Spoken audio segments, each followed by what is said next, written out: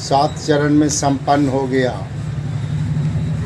मैं एक कठिन सवाल पूरे इंडिया गठबंधन के नेताओं और देश के सभी वोटरों मतदाताओं के सामने रखता हूं कि जब बीजेपी के खिलाफ पूरे देश में 90% लोग वोटिंग नहीं कर रहा है और सर्वे वाला पत्रकार लोग, गोदी मीडिया लोग, इंडिया गठबंधन के नेता लोग इसको 220 और 235 और 247 सीट कैसे दे रहा है? यदि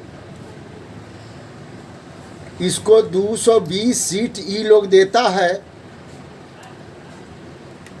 तो ये बिल्कुल इन लोग का दिमाग कमज़ोर है, गलत है कि नहीं? मैं जनता से सवाल करता हूँ। जब 90% लोग इंडिया गठबंधन को वोट दे रहा है तो 10% बचा, 10% में वोट 5% न बीजेपी को पड़ेगा।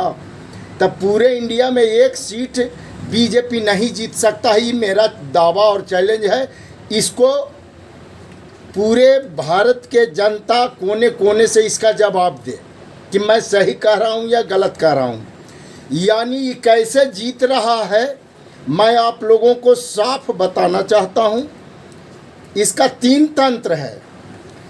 एक तो कि ईवीएम इसको वोट देता है, दूसरा चुनाव आयोग वोट दिलवाता है और तीसरा सुप्रीम कोर्ट में जो बेंच था उसने ईवीएम को लागू कर दिया वोटिंग के लिए।